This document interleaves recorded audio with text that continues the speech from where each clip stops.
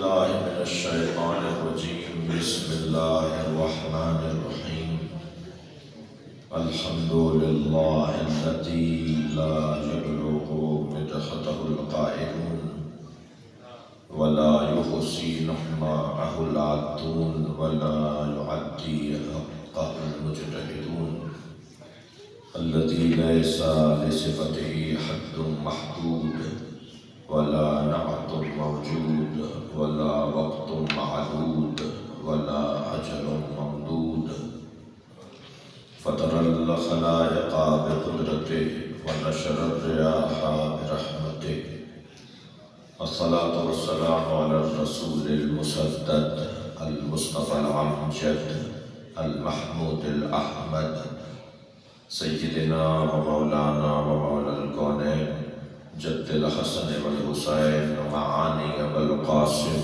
محمد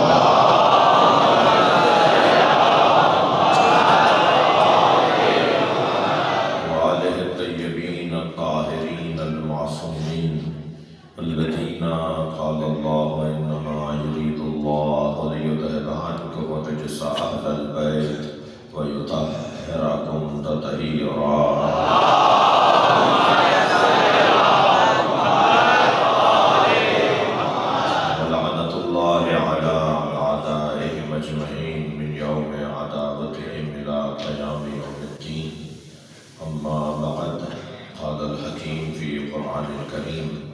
بسم اللہ الرحمن الرحیم اِنَّا أَعْطَيْنَاكَ الْكَوْثَرَ فَصَلِّ لِرَبِّكَ وَانْحَرْ إِنَّ شَانِئَكَ هُوَ الْأَبْتَرُ صلوات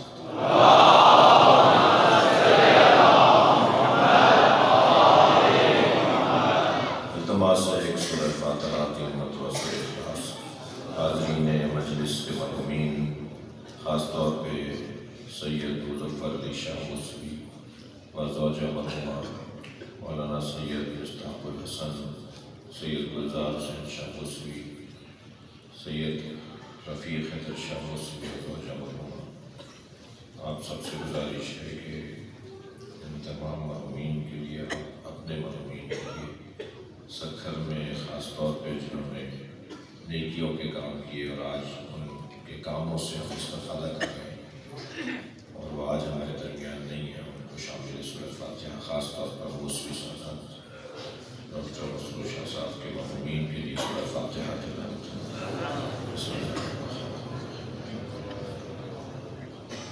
الرحمن الرحیم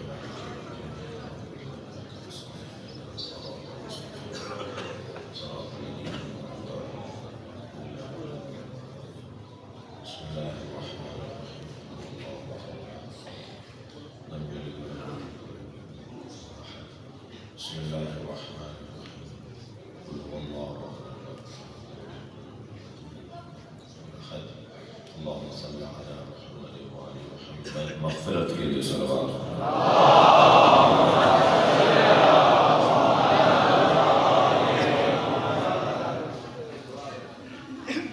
ہمارے عزیز دوست فرما رہے ہیں کہ والد بھی آپ کی صحت آپ کے والد کی صحت کے لیے اور اسی طرح سید صدر شاہ موسوی اور دیگر جو بیمار ہیں جو حاجتیں ہیں آپ کے ذہن میں سب کی حاجات ہیں بلند تر صلوات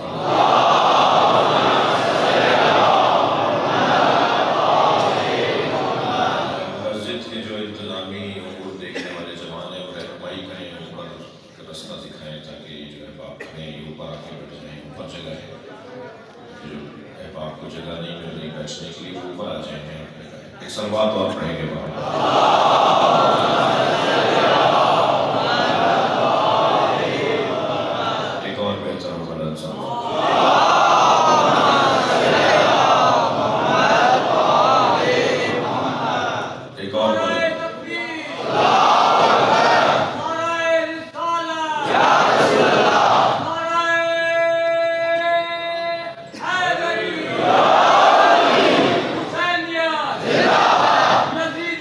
Hallelujah!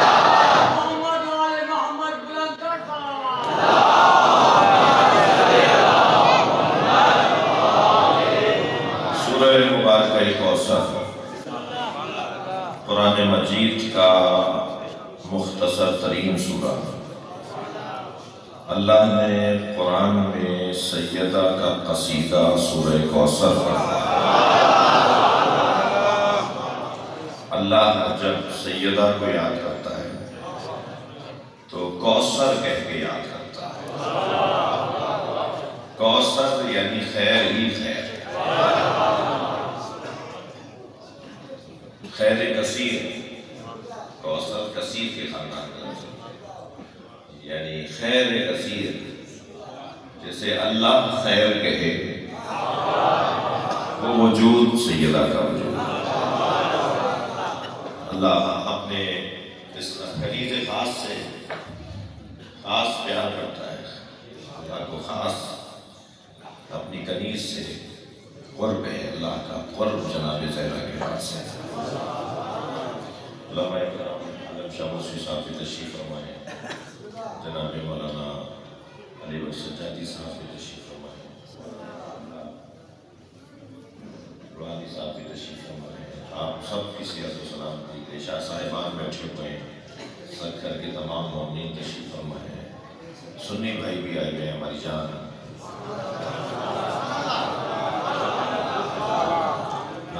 ہمارے عزیز سنی بھائی بھی آئے ہوئے ہیں، تو آپ سب کی سلامتی کے لیے بلند تر صلوات۔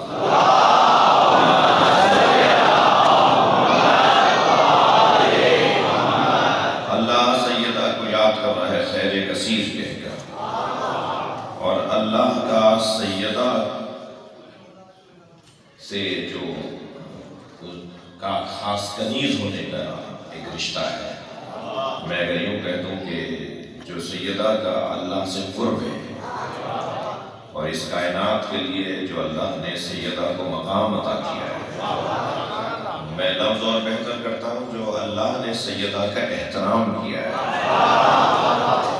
سیدہ کو جو حرمت عطا کی ہے، سیدہ کو جو منزلت عطا کی ہے، اس کا تقاضا یہ تھا کہ جو نام سیدہ کا رکھ دیا پھر کسی اور کا نہیں رکھے گا۔ میں طالب علم ہوں اور تفسیر پڑھ رہا ہوں کہ قرآن میں جو اللہ نے جناب زہرا کی شان میں سورہ نازل کیا ہے، کیونکہ وہ الفاظ سیدہ کے لیے اللہ نے نازل کر دیے، پھر قرآن میں دوبارہ کسی کے لیے نازل ہی نہیں کیا۔ قرآن میں ایک نہیں سینکڑوں آیتیں ہیں اور ہزاروں الفاظ ہیں اور ہزاروں جملے اور فقرے ہیں اور آیتوں کے حصے ہیں جو تکراری ہیں، بار بار نازل ہوئے ہیں۔ قرآن میں کئی دفعہ کئی آیتیں نازل ہوئی ہیں، لیکن سورہ کوثر میں جو لفظ اللہ نے نازل کیے کیونکہ وہ سیدہ کے نام ہو گئے، پھر دوبارہ نازل ہی نہیں کیا۔ میں طالب علم ہوں اور آپ کو دعوت تحقیق دے رہا ہوں، اور مجھے بھی بتائیں اگر ایسا ہے تو کہ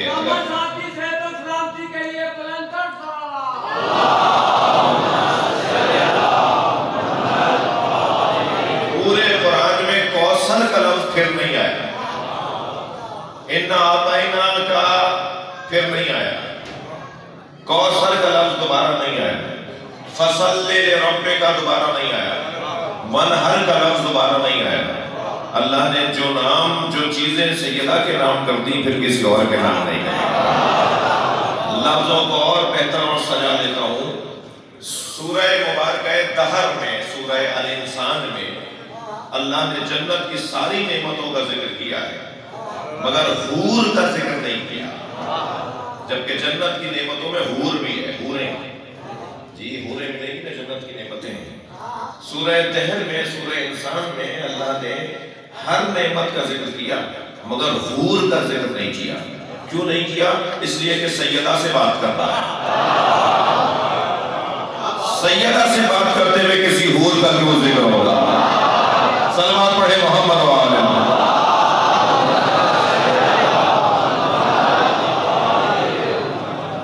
اللہ چاہتا یہ ہے کہ لوگ سیدہ کے دروازے پر آ جائیں۔ سارا نظام اللہ نے سیدہ کے حوالے کیا ہے۔ جناب موسی صاحب کا حکم تھا، ڈاکٹر صاحب کا، کہ مرحومین کی مجلس ترحیم ہے، ایام بھی سیدہ کی شہادت کے قریب ہیں، لہذا گفتگو کا عنوان سیدہ کی ذات ہے۔ تو میں اور آپ تو اپنی کم علمی کے اقرار اور احساس کے باوجود گھنٹوں سیدہ کے بارے میں اگر گفتگو کریں تو ہم اس میں مبارکہ فاطمہ کو سمجھنے سے قاصر ہیں۔ فاطمہ ہم یہ لفظ اس میں بی بی کا جو اسم گرامی ہے نا فاطمہ، اس کو سمجھنے سے قاصر ہیں، قاصر ہیں، مقصر نہیں ہیں۔ الحمدللہ ہم میں سے کوئی بھی مقصر نہیں ہے، مگر ہم سب قاصر ہیں۔ سیدہ کے دروازے پر اللہ، رسول و علی کے علاوہ، ائمہ اہل بیت کے علاوہ ہم سب قاصر ہیں۔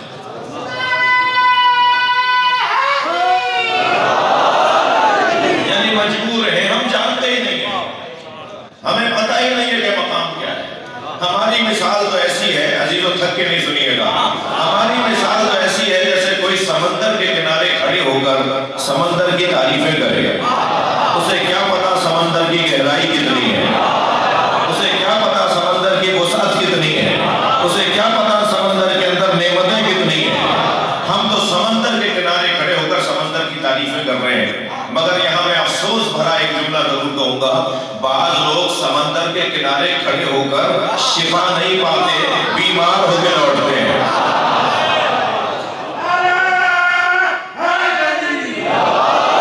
بعض لوگوں سے تو اتنی تعریف بھی ہضم نہیں ہوتی۔ اگر ہم سیدہ ائمہ اہل بیت کی اتنی تعریف بھی کریں نا جیسے سمندر کی تعریف کی جاتی ہے، تو بعض لوگوں کو یہ بھی غلو لگتا ہے، اس میں بھی مبالغہ لگتا ہے، جبکہ ہم عاجز ہیں اس دروازے پر۔ میں اپنے مضمون کی طرف پلٹ رہا ہوں، اِنَّا أَعْطَيْنَاكَ الْكَوْثَرَ، اے میرے حبیب ہم نے آپ کو خیر ہی خیر فاطمہ عطا کر دی۔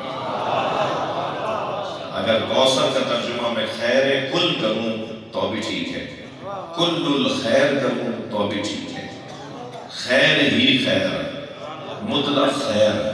کوثر کا علماء اکرام کو سے دعا لینے کے لیے کوثر کا ترجمہ سب نے کیا ہے خیر مطلق، جو ہر اعتبار سے خیر ہو۔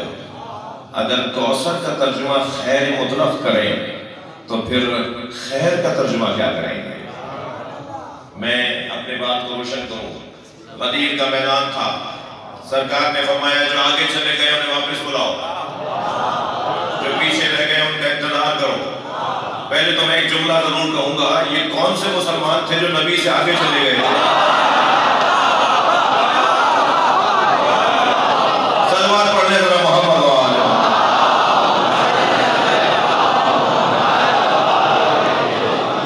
فرمایا جو آگے چلے گئے ہیں ان کو واپس بلاؤ، اور جو پیچھے رہ گئے ان کا انتظار کرو۔ تو پوچھنے والے نے پوچھا یا رسول اللہ کیا کہہ کر بلائیں؟ فرمایا کہو حی علی خیر العمل، بہترین عمل کی طرف آ جاؤ۔ بہترین عمل ولایت علی ہے۔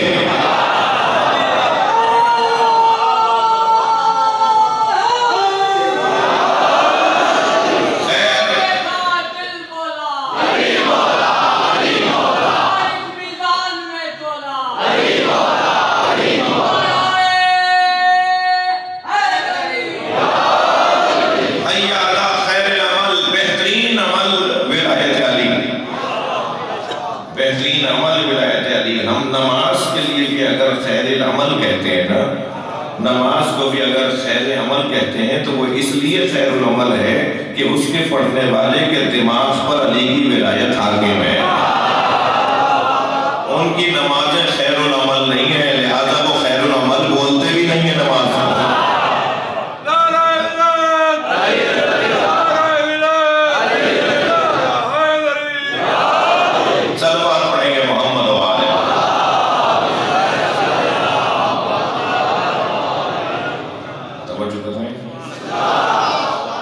بات تھوڑی سی اور آگے بڑھے، خیر یعنی مولا علی کی ولایت، کوثر یعنی خیر مطلق۔ تو ہم جناب سیدہ کو خیر مطلق کہیں یا ولایت علی کو خیر مطلق کہیں؟ میں تو اس الجھن سے یہ جملہ کہہ کے نکلنا چاہتا ہوں، جس کی ولایت کی خاطر سیدہ قربان ہو جائے،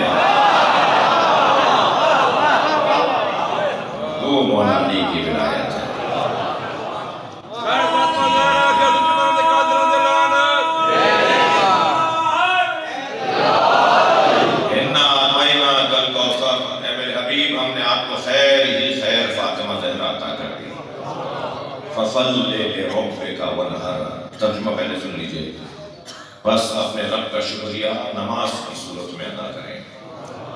نماز اللہ کا شکریہ ہے۔ اگر کوئی بے نمازی آپ کو اچھا نہ لگ رہا ہو اور آپ اسے نمازی بنانا چاہتے ہو تو نمازی بنانے کا وہی فارمولہ ہے جو قرآن میں اللہ نے دیا ہے، اور فارمولہ یہ ہے کہ اس کے سامنے اللہ کی نعمتوں کو دہراؤ۔ جب کسی کے سامنے اللہ کی نعمتوں کو دہرایا جائے گا تو یہ کیسے ممکن ہے کہ جس نے آنکھیں دی ہوں، جس نے سالم ہاتھ پیر دیے ہوں، جس نے سالم دماغ دیا ہو، جس نے عقل دے کر بھیجا ہو، اور جس نے ساری نعمتوں پہ سب سے بڑی نعمت حب اہل بیت دی ہو، اگر وہ بھی نماز نہیں پڑھے گا تو پھر کون نماز پڑھے گا؟ یہ اللہ کی نعمتوں کا شکریہ ہے جسے نماز کہا جاتا ہے۔ ہم نے آپ کو خیر مطلق، خیر کل الخیر فاتحہ عطا کر دی، فصل لربک، اپنے رب کا شکریہ ادا کریں نماز کو۔ وانحر، بڑی قربانی دیں، بڑی قربانی، بڑی نعمت رکھنے کے لیے بڑی قربانی دینا پڑتی ہے۔ بڑی نعمت لینے کے لیے بڑا اہتمام کرنا پڑتا ہے۔ بڑی نعمت کو سنبھالنے کے لیے بڑا انتظام کرنا پڑتا ہے۔ یہ بڑا انتظام، بڑا اہتمام، بڑی قربانی اس وقت تک محفوظ رہے گی کہ جب تک بڑی قربانی دی جاتی رہے گی۔ وانحر ان شانئک هو الابتر، اور آپ کا دشمن ہی بے نام و نشان رہے گا جو آپ کو تانا دے رہا ہے۔ جی غور کریں ذرا، جس کے 10 بیٹے تھے نا، جو نبی کو کہتا تھا کہ ان کے اگنے والے پودے سے بچو، گندگی میں اگنے والے پودے سے بچو۔ جوانوں ذرا تم سے بات کر رہا ہوں، جو بزرگ بیٹھے ہوئے ہیں وہ تھوڑا سا سن لے بس تمام، اگرچہ اس موضوع میں تو بزرگ بھی جوان ہیں۔ مولانا یہ والی بات اتنی دیر سے کیوں کی؟ ہم بھی تو امیدوار ہیں۔ وہ ایک صاحب کہنے لگے کہ جی ہم تو دوسری شادی کرنے کو بھی تیار ہیں۔ انہوں نے کہا نہیں میری تو ہو گئی ہے، ایک اور بھی ڈھونڈ رہا ہوں۔ تو جب یہ والی گفتگو ہوتی ہے نا تو ایک صاحب مجھے یاد آتے ہیں، ہمارے خیرپور کی ایک شخصیت تھے، انہوں نے 3 شادیاں کی تھی، اور فرماتے تھے کہ ایک سے زیادہ شادی کرنے والے 3 طرح کے لوگ ہوتے ہیں۔ ایک سے زیادہ شادی کرنے والے 3 طرح کے لوگ ہوتے ہیں۔ یا انبیاء و ائمہ ہیں، اس لیے کہ عصمت ہے، وہ ہر ایک کے ساتھ انصاف کرتے ہیں، عدل کرتے ہیں، اور بے عدالتی ان کے ہاں وہ ہو ہی نہیں سکتی، اس لیے وہ ایک سے زیادہ شادی کرتے ہیں۔ دوسرے بادشاہ اور سلاطین ہوتے ہیں، پیسہ بہت ہے، سب کو علیحدہ علیحدہ گھر لے کے دے دیے، سب کو سواریاں علیحدہ علیحدہ لے کے دے دی، تو بیگمات ساری راضی ہیں، خوش ہیں کہ ٹھیک ہے ایک اور بھی آ گئی ہے مگر وہ بھی تو خوش ہیں، ہم بھی خوش ہیں۔ تو دوسرے جو لوگ ہوتے ہیں وہ ہوتے ہیں جو پیسہ جس کے پاس ہوتا ہے، اور تیسرے کہنے لگے تیسرے جو لوگ ہیں وہ ہے پاگل، اور کہنے لگے ہم تیسرے قبیلے سے ہیں۔ ایک سے زیادہ شادی کرنے کے لیے گفتگو تو بڑی اچھی ہے، ہر ایک اتنا بڑا مرد نہیں ہوتا کہ تیسری شادی کرے، بیگم صاحبہ کو بھی سنبھالنا ہے پہلی والی کو۔ تو یہ شادی کا مطلب تسکین بدن نہیں ہے میرے عزیزوں، مجھے معاف کیجئے گا میں نے کچھ بات کر دی، اگر ناگوار گزری ہو تو صلوات پڑھ کے درگزر کر دی۔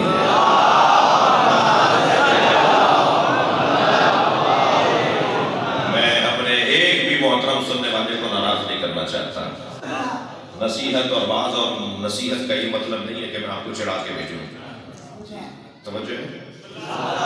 تو شادی کا مطلب تشکیل سماج ہے، معاشرہ بننے جا رہا ہے۔ نبی فرماتے ہیں ایاکم وخضرہ الدمن، سننا چاہ رہے ہیں کچھ بات یا نہیں؟ گندگی میں اگنے والے پودے سے بچو۔ تو صحابی محترم نے پوچھا وما خضرہ الدمن یا رسول اللہ، اے اللہ کے رسول یہ گندگی میں اگنے والا پودا کیا ہے؟ فرمایا المرأۃ الحسنہ، ایک خوبصورت لڑکی جو گندے ماحول میں اور گناہوں کے ماحول میں پلی ہوئی، ایک خوبصورت عورت جو گناہوں کے ماحول میں پلی ہو، وہ گندگی میں اگنے والا پودا ہے۔ اپنے آپ کو اس پودے سے بچاؤ۔ میں ان جوانوں سے کہوں گا، ان بچوں سے کہوں گا، اور اگر میری آواز بچیاں بھی سن رہی ہیں ان کو بھی تو انتخاب کرنے کا حق ہے نا۔ یہ تھوڑی کہ ہم لڑکوں کو یہ سمجھاتے رہے، لڑکیوں کو بھی تو سمجھانا ہے کہ تم اگر کسی کو کالج یونیورسٹی میں وہ تمہیں اچھا لگنے لگا ہے اور ابا سے تم کہلواری ہو، کسی سے کہلواری ہو کہ ادھر دیکھ لیجیے، ادھر توجہ کر لیجیے، تو تمہیں بھی خیال ہونا چاہیے کہ کس سے جمع بستہ ہونا چاہیے. جی صرف اور صرف ظاہر کو نہیں دیکھنا. حسن چمڑی میں نہیں ہوتا، اصلی حسن تو ایمان کا حسن ہے. ایمان کا حسن سب سے بڑا حسن ہے. کردار کا حسن، ناراض تو نہیں آپ حسن، کردار کا حسن سب سے بڑا حسن ہے. مجھے ابھی پورا گھنٹہ نہیں ہوا ہے، مجھے برداشت کیجیے تھوڑی دیر بعد. ایک سلوات پڑھے گا محمد والا.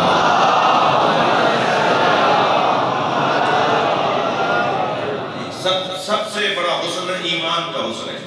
اللہ کو ماننا حسن، حسن پر حسن کے رسول اللہ کو بھی مانتا ہوں، حسن پر حسن اور میں اس پر حسن کے علی کو بھی مانتا ہوں. اور پھر باکردار بھی ہو اور خاندانی بھی ہو اور حسب و نسب بھی اچھا ہو اور اساتذہ بھی اچھے رہے ہو اور ماحول بھی اچھا رہا ہو. 5 سبب ہیں، میرا مضمون نہیں ہے لیکن جلدی سے جملہ سن لیجیے. 5 سبب ہیں کسی کے اچھے اور برے ہونے کے. 5 وجہ بنتی ہے کسی کے اچھے یا برے ہونے کی. ان میں سے ایک خاندانی حسب و نسب ہے، ان میں سے ایک اساتذہ ہے، ان میں سے ایک دوست ہے، ان میں سے ایک توفیق پروردگار ہے اور ان میں سے ایک نصیحت ہے. بار بار مجلس میں آؤ میرے بچوں، پوری مجلس میں میری تقریر میں مجھ جیسے ناکام خطیبوں کی تقریر میں کوئی ایک جملہ تو کام کا مل جائے گا. اور وہ ایک جملہ اگر میں نے اپنے پلے سے باندھ لیا اور میرا رویہ بدل گیا تو شاہ صاحب کے مرحومین کی مغفرت کا اس سے زیادہ اور کیا سامان ہوگا. کہ اگر اتنے بڑے اجتماع کے اندر 5 بچے بھی ٹھیک ہو کے چلے جائیں اور پھر یہ بڑھاپے تک ٹھیک رہیں تو جہاں ان کے ثواب میں اضافہ ہوگا وہاں اس مجلس کے مرحومین کے ثواب میں بھی اضافہ ہوگا. کہ ہم فلاں جگہ گئے تھے اور ایک جملہ سن کر آئے اور ہمارے مزاج میں تبدیلی آ گئی. فرما رہے ہیں یا علی بتاؤ میری بیٹی کو کیسا پایا. عجیب سوال ہے جو نبی نے فرمایا ہے مولانا سے. بتاؤ میری فاطمہ کو کیسا پایا. اب کیا فرمائے علی مولا، کیا فرمایا میرے مولا سرکار نے. مولا نے فرمایا نعم العون علی طاعت اللہ. میں نے فاطمہ زہرا کو اللہ کی اطاعت میں مددگار پایا. جو سب کا مددگار ہو اس کی مددگار کو فاطمہ کہا جاتا ہے. سلمان پڑھ لیں محمد وآلہ.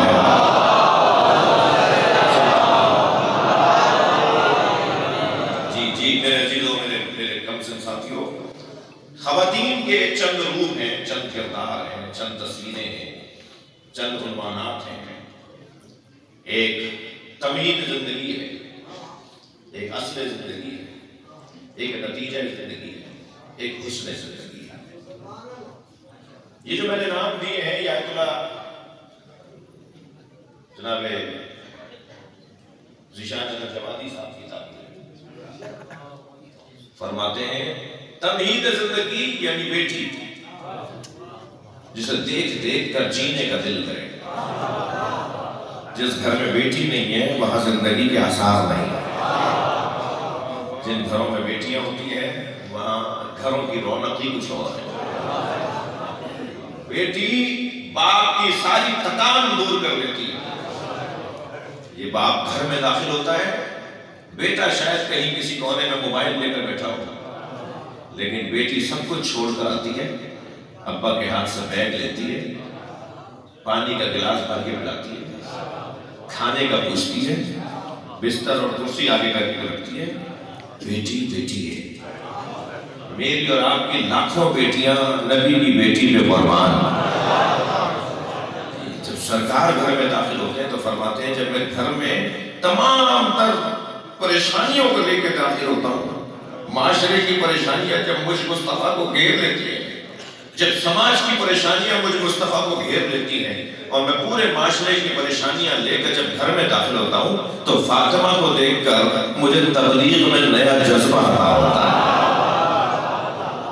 میں فاطمہ کو دیکھ کر کہتا ہوں یا اللہ میں اب دوبارہ وہی کروں گا جس کام سے مجھے روکا جا رہا ہے، میری اور آپ کی بیٹیاں قربان جناب زہرا کی جوتیوں پر، تمہید زندگی۔ میں بچوں کو اپنے عزیزوں سے، بزرگوں سے ہاتھ جوڑ کے گزارش کروں گا، بیٹیوں کو مارا نہیں کریں۔ ہم مہمان ہوتی ہیں یہ جی۔ ایک صاحب کی چھٹی بیٹی ہوئی تو وہ لڈو بانٹ رہے تھے، خوشی سے وہ لوگوں کو مٹھائی کھلا رہے تھے، تو کسی نے کہا جی لوگوں کے تو پہلی بیٹی ہو جائے تو اس کا چہرہ لٹک جاتا ہے، جی چہرہ اتر جاتا ہے، بیٹی ہو گئی، تمہاری چھٹی بیٹی ہو رہی ہے تو تم خوش ہو؟ کہنا ہے کہ میں اس لیے خوش ہوں کہ اللہ مجھے وہ اولاد دے رہا ہے جو وہاں سے پڑھ کر آتی ہے۔ بیٹے کو پڑھانا پڑتا ہے، بیٹی جذبات پڑھ کر آتی ہے، احساسات پڑھ کر آتی ہے جی۔ بیٹی کا جذبہ ہی کچھ اور ہے، اس میں بہت ساری چیزیں پڑھانی ہی نہیں پڑتی، چھوٹی سی ہوتی ہے، چھوٹی سی گود والی ہوتی ہے نا، یہ اس کیفیت میں بھی وہ جذبہ رکھتی ہے جو بیٹے کا جوان ہونے کے بعد نہیں ہوتا، اپنے ماں باپ کے لیے تمہید زندگی جی۔ جن کی پہلی اولاد بیٹی ہو، حدیث سنا ہوں میں آپ کو، جن کی پہلی اولاد بیٹی ہو وہ عورت اس عورت سے زیادہ افضل ہے جس کی پہلی اولاد بیٹا ہوتا۔ اب اللہ ایک خاتون کو فضیلت دینا چاہتا ہے، شوہر ناراض ہو رہا ہے کہ بیٹی کیوں ہو گئی، شوہر کی اماں یعنی اس خاتون کی ساس ناراض ہو رہی ہے، بیٹی کیوں ہو گئی؟ ڈاکٹر حضرات بیٹھے ہیں، بیٹی اور بیٹا ہونے میں بھی خاتون کا کوئی مسئلہ ہی نہیں ہے، بیٹی اور بیٹے ہونے کے اندر بھی اگر کوئی مسئلہ ہے تو وہ باپ کا ہے، مرد کا ہے۔ یہ اپنے بارے میں تو غور ہی نہیں کر رہے، سارا غصہ خاتون کے اوپر ہے کہ بیٹی کیوں ہو گئی۔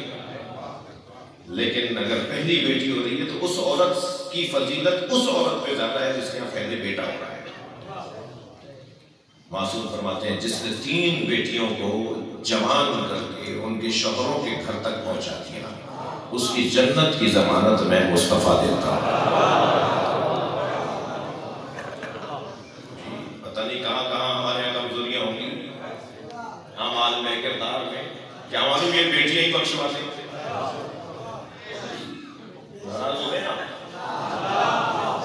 کیا معلوم یہ بیٹیاں ہی ہمیں بخشواتے ہیں؟ بھائی ہمارا حال تو اچھا نہیں ہے، ان بیٹیوں کو پالنے سے، پڑھانے سے، شوہروں کے گھروں تک پہنچانے سے یہ اللہ ہمیں معاف کر دے۔ کہ لایا تو کچھ بھی نہیں ہے مگر 3 بیٹیوں کی تربیت بہت اچھی کی ہے، تو مصطفیٰ سرکار نے ضمانت لی ہے کہ میں جنت تمہیں دلواؤں گا۔ تمہید زندگی برداشت کر لیجئے، میں آج لمحہ پڑھنا چاہ رہا ہوں تھوڑا سا۔ تمہید زندگی، پھر یہ بیٹی جب بیاہ کر شوہر کے گھر چلی جاتی ہے اور یہ بیٹی زوجہ بن جاتی ہے تو میری تعبیر میں، آیت اللہ ذیشان نجوادی کی تعبیر میں، یہ اصل زندگی ہے۔ زوجہ یعنی اصل زندگی، گھر کا سارا نظام زوجہ سے چلے گا۔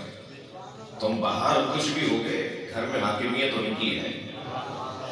گھر میں آنے کے بعد بڑے بڑے لوگ، میں اپنے نام لے رہا ہوں، بڑے بڑے لوگ گھر میں آنے کے بعد جہاں سلوٹ مارتے ہیں نا وہ بیگم صاحبہ ہے جی۔ بیگم صاحبہ سے تو بڑے بڑے لوگوں کو حال اچھا ہو جاتا ہے جی۔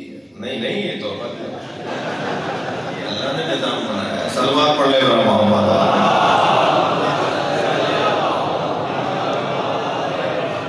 یہ اللہ نے نظام بنایا ہے، گھر ان کا ہے، گھر کی مالکہ ہے، یہ بیوی بنا کر لائی گئی ہے، نوکرانی بنا کر نہیں لائی گئی ہے۔ اگر استری صحیح نہیں کی تو ایک جملہ، روٹی اگر جل گئی تو ایک اور جملہ جی، چائے میں اگر شکر کم ہے تو ایک اور جملہ، چائے میں اگر پتی کم ہے تو ایک اور جملہ۔ بات میں جو 2-4 کو جملے سننے کو مل رہے ہیں۔ سیدہ کے دسترخوان پہ بیٹھنے والوں کا مزاج کچھ اور ہوتا ہے۔ یہ اس وقت سیدہ کے نام کا دسترخوان لگا ہوا ہے، یہ مجلس ایسا جو ہو رہی ہے نا، ہم سیدہ کے نام کے دسترخوان پہ بیٹھے ہیں۔ کون کیا کرتا ہے، کون کیا بولتا ہے، ہمیں سے غرض ہی نہیں ہے، ہم تو وہ کریں گے جو سیدہ کو خوش کرے گا۔ ہمارا کام تو سیدہ کو خوش کرنا ہے۔ زوجہ یعنی اصل زندگی، تھک تو نہیں رہے؟ زوجہ یعنی اصل زندگی، اور فصل زندگی کی حامل تصویر ہے ایک خاتون کی. جب اس کی گود میں بچہ آ جاتا ہے تو یہ نتیجہ زندگی تک پہنچتا ہے. اب زندگی کا نتیجہ یہ ہے کہ اس کی گود میں ایک بچہ آ جائے، یعنی یہ ماں بن جائے. اور ماں بننے والی جو خاتون ہے نا، اس کی بہادری اور شجاعت اور سخاوت کچھ اور ہے. یک دم یک سر مزاج بدلنا شروع ہو جاتا ہے. اس کا ایکو ختم ہو، یک دم مزاج بدلنا شروع ہو جاتا ہے. جی، عادت تبدیل ہو جاتی ہے کچھ ہی دیر کے اندر. بلا تشبیہ یہ میری مثال پرانی ہے، سوشل میڈیا کا دور ہے، آپ نے کہیں کلپ دیکھ لیا ہو تو معاف کر دیجیے گا. مرغی کنجوس اور بزدل پرندہ ہے. ہم میں سے بہت سو کے گھروں میں ہوگا. جی، کنجوس بھی ہے یہ مرغی. اگر اسے کوئی روٹی کا ٹکڑا مل جائے، کوئی چیچڑا مل جائے، کوئی گوشت کا ٹکڑا مل جائے، کوئی غذا سے مل جائے تو اکیلا کھاتی ہے. یہ اور مرغیوں کو نہیں کھلاتی. اسے لوگ اس کی جنس والے مانگتے ہیں، یہ دیتی نہیں ہے. کونے میں جا کر چھپ کے کھاتی ہے. لیے بھاگے بھاگے پھرے گی کہ دور ہو جائے سب پہ، میں اکیلے کھاؤں گی. کنجوس ہے. بزدل بھی بہت ہے. ایک اشارہ کیجئے ڈر جاتی ہے، پتھر ماریے ڈر جاتی ہے. یہ جو کنجوس بھی تھی اور بزدل بھی تھی، جیسے ہی انوں سے بچے نکلے یہ شجاع بھی ہو جاتی ہے اور سخی بھی ہو جاتی ہے. یہ سخی اتنی ہو جاتی ہے کہ اگر اسے روٹی کا ٹکڑا یا دانا کوئی مل جائے تو بجا بجا کے آوازیں نکال کر بچوں کو بتاتی، آؤ پہلے تم کھا لو. پہلے دوسروں کو کھلاتی ہے پھر خود کھاتی ہے.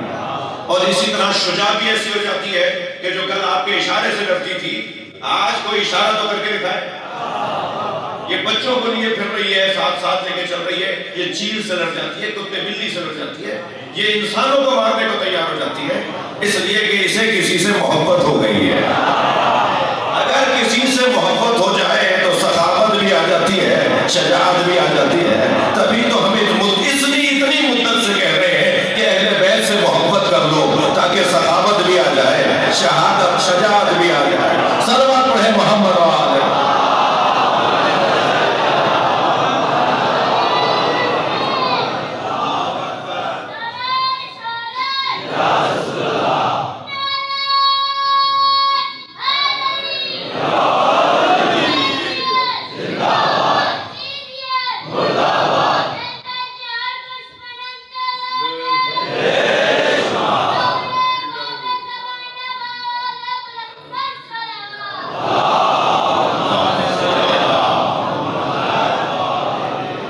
نتیجہ زندگی جب یہ ماں بن جاتی ہے.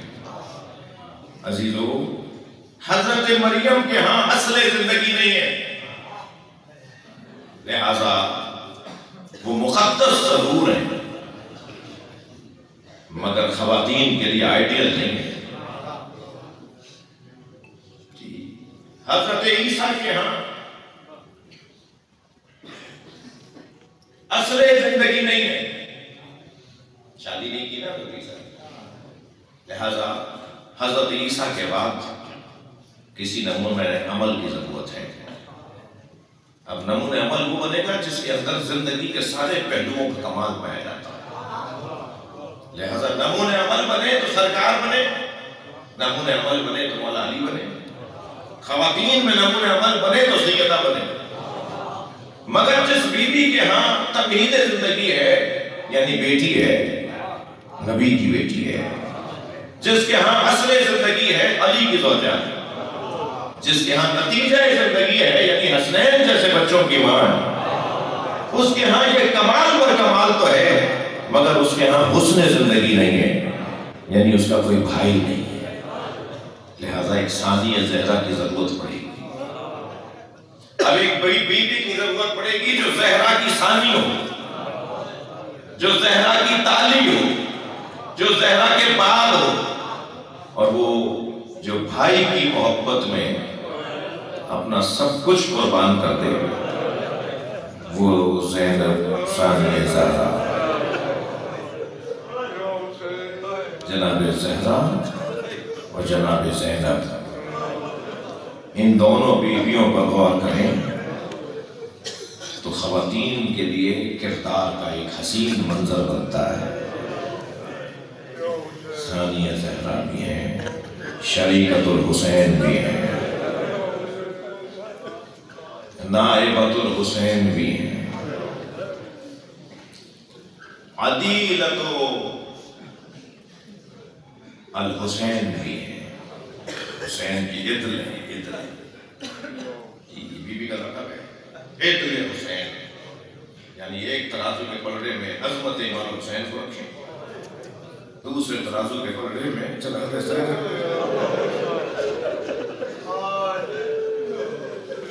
کیا مطلب ہے اس لقب کا؟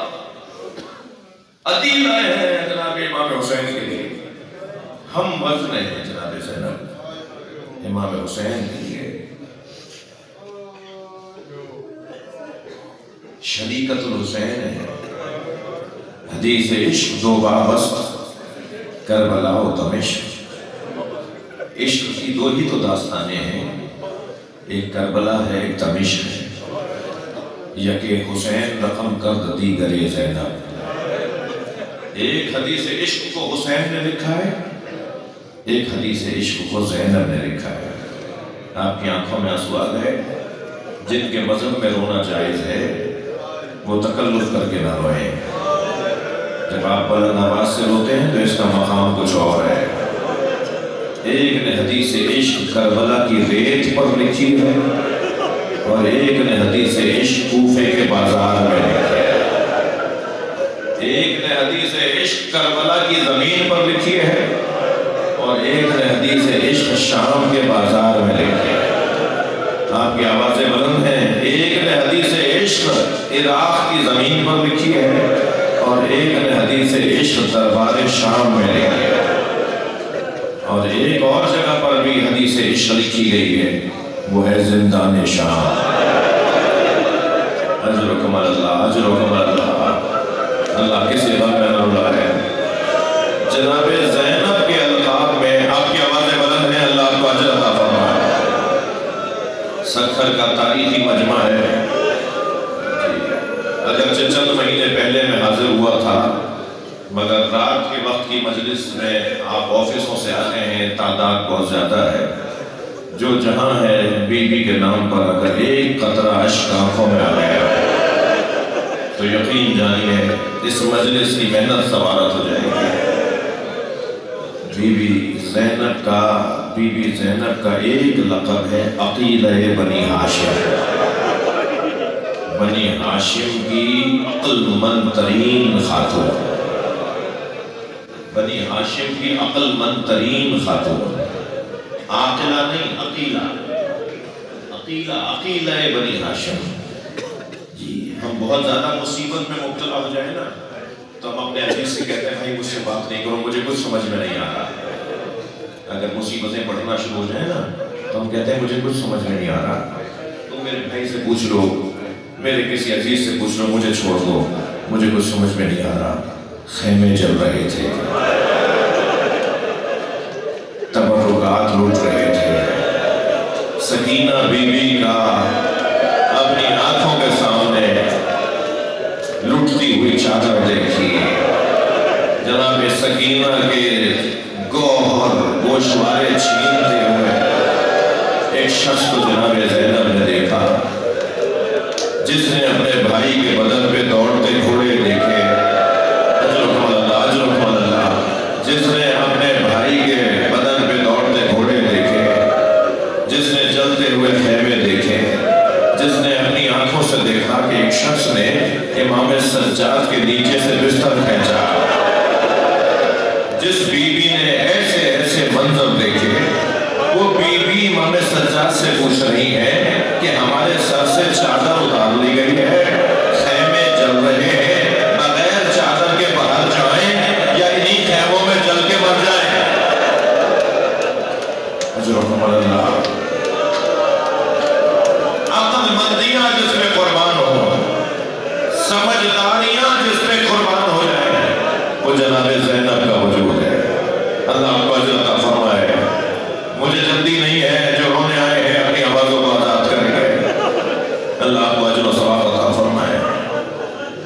جناب زینب کربلا میں کیا کیا دیکھ کر کوفہ آئی ہیں۔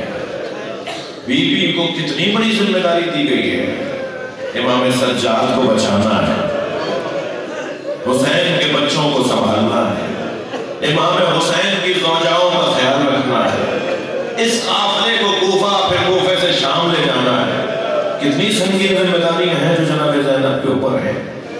ایک یزیدی لشکر کا سپاہی کہتا ہے کہ میں نے دیکھا خیمے جل رہے تھے، ایک بیوی جلتے ہوئے خیمے میں جانا چاہتی تھی مگر جلتے ہوئے خیمے کی چوب سے ٹکراتی تھی۔ خیمے کی چوب ہوتی ہے، چوب جس پہ خیمہ کھڑا ہوتا ہے، جی بانس لکڑیوں پہ خیمہ کھڑا، جلتے ہوئے خیمے کی چوب سے ٹکراتی ہے، پھر رستہ بدل کے دوسری طرف سے آتی ہے، پھر آگ کی لپیٹیں پھر اسے روک دیتی ہے۔ وہ کہتا ہے میں نے دور سے دیکھا کہ یہ بیوی ہے، خاتون ہے، چلتے ہوئے خیمے میں جانا چاہتی ہے، تو کہنے لگا میں یہ سمجھا کہ جب خیمے لوٹ رہے تھے تو لوٹنے والوں میں سے کسی نے اس کے سر پر کوئی چوٹ ماری ہے جس کی وجہ سے اس کی آنکھوں کا نور چلا گیا ہے اور اسے نظر نہیں آ رہا کہ آگے آگ چل رہی ہے اور یہ آگ میں جانا چاہ رہی ہے، اسے کیونکہ نظر نہیں آ رہا۔ وہ کہتا ہے میں دوڑتا ہوا آیا اور میں نے کہا تمہیں نظر نہیں آ رہا، آگے تو آگ چل رہی ہے، تم جہاں جانا چاہتی ہو وہاں آگ ہے۔ تو وہ بی بی مڑی اور مجھے دیکھ کر کہنے لگی یا شیخ اِنَّا لَنَا فِيهَا عَلِيلٌ، اس خیمے میں ہمارا ایک بیمار رہ گیا۔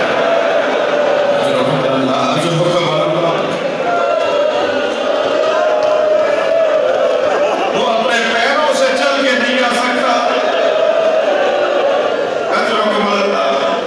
اللہ آپ کو کسی غم میں نہ ڈالے۔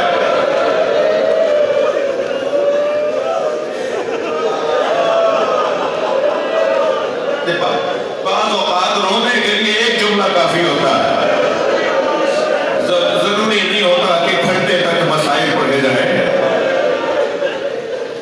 کربلا میں امام حسین کے حرم میں آیت اللہ شیرازی صاحب فتویٰ تحریم تمباکو وہ مجلس میں بیٹھے تھے، ایک ذاکر مسائل پڑھ رہا تھا اور مسائل پر ایک جملے پہ دوسرا جملہ بھاری تھا۔ ابھی جب میں نے جملے کہے تو کچھ دوستوں کی حالت غیر ہوتی دیکھی تو آیت اللہ شیرازی نے اس ذاکر کو آواز دے کر کہا آہستہ آہستہ پڑھو، تم اتنی سخت باتیں اتنی جلدی کر رہے ہو، ایک ایک جملے میں ہمیں رونے دو۔ ان جملوں میں جب ذاکر نے ایک جملہ ایسا کہا جس پہ آیت اللہ شیرازی چیخ مار کے روئے اور پھر 3 گھنٹے پہ ہوش رہے۔ وہ جملہ سناؤں کیا تھا؟ ذاکر نے کہا آواز دی گئی دربار میں زینب کو لایا جائے۔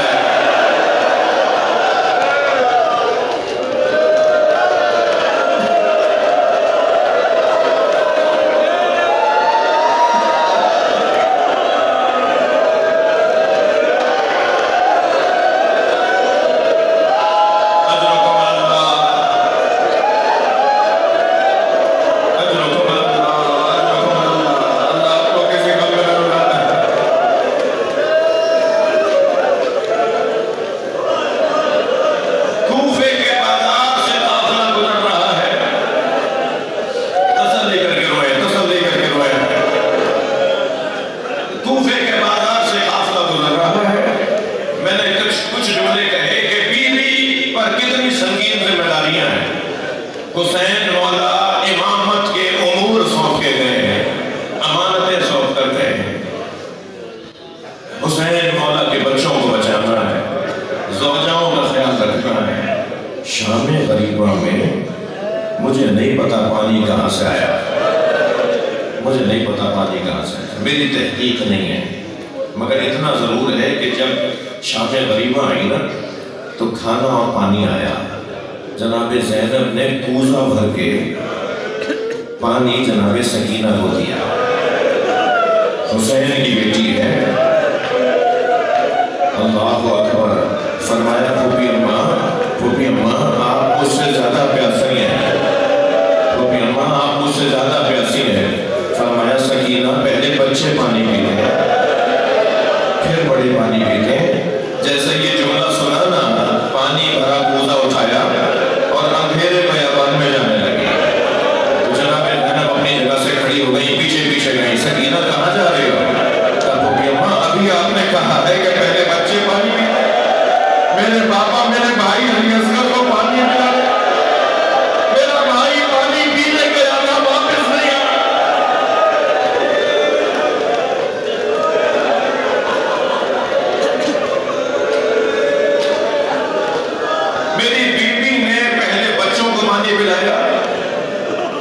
پھر بیویوں کو پانی پلایا.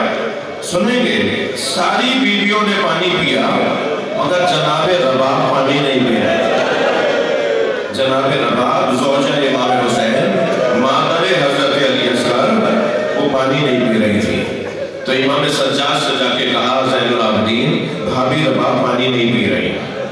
اب جناب رباب کچھ نہیں کہہ سکی. جناب رباب نے ایک ایک گھونٹ پر سینکڑوں سینکڑوں آنسو بہائے. ایک ایک گھونٹ پر بار بار اپنے مولا حسین کو یاد کیا. بار بار اپنے بچے کو یاد کیا. جناب رباب نے کیسے چند گھونٹ پانی کے پیے کیسے کھانا کھایا اس کا بیان پھر مجھ سے مشکل ہے. اب میں کچھ کہنے جا رہا ہوں. اللہ کرے میرا اشارہ میرے محترم سننے والے عزادار بیٹھے ہوئے ہیں خاندانی عزادار بیٹھے ہیں. میری بات مجھے زیادہ مشکل نہیں ہوگی منتقل کرنے میں. بی بی رباب نے شام غریبہ میں پانی پیا کھانا کھایا. آدھی رات گزری تو جناب زینب نے دیکھا کہ بھابی رباب کبھی دائیں جاتی ہیں کبھی بائیں جاتی ہیں کبھی خیمے جلے ہوئے خیموں کے پیچھے آتی ہیں کبھی بیویوں میں آ کے بیٹھ جاتی ہیں. مضطرب نظر آنے لگی. تو جناب زینب نے جا کے کہا بھابی آپ پریشان لگتی ہیں. تو فرمان لگی تم نے مجھے پانی کھانا دیا مجھے علی اصغر یاد آ رہا میرا بچہ بھوکا مار دیا.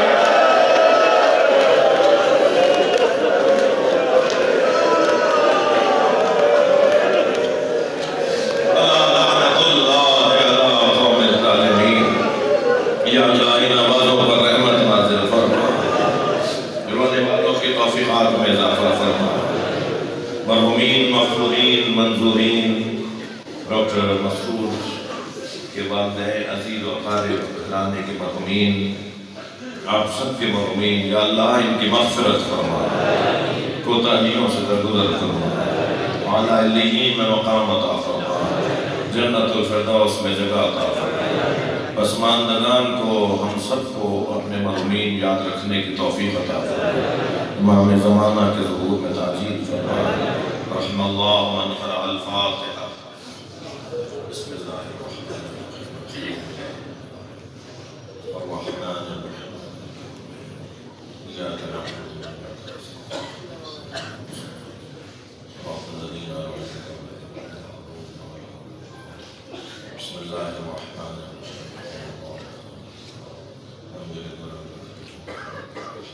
بسم اللہ الرحمن الرحیم.